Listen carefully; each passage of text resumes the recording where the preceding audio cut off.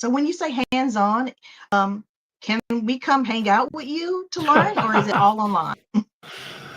It's mostly online, but here's the deal. I mean, obviously traveling and stuff, and I'm a consultant too, so I'll travel out to different places, but obviously travel time costs money. So if you want that on-site experience, then there's going to be some charges. Obviously, you pay $200 for an online class as opposed to paying money for me to drive across several states to come and meet you on site. So, but those options are available.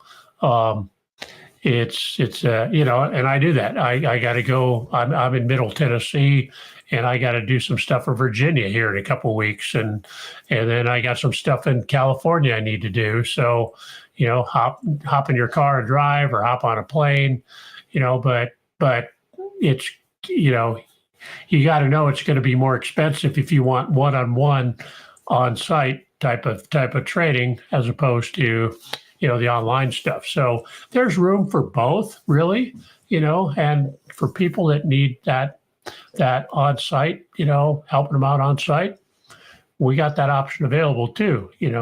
There's just more limits to. I'm a one-person show right now, so I'm a solopreneur. So my schedule is my schedule. So you can, so you have to work it in.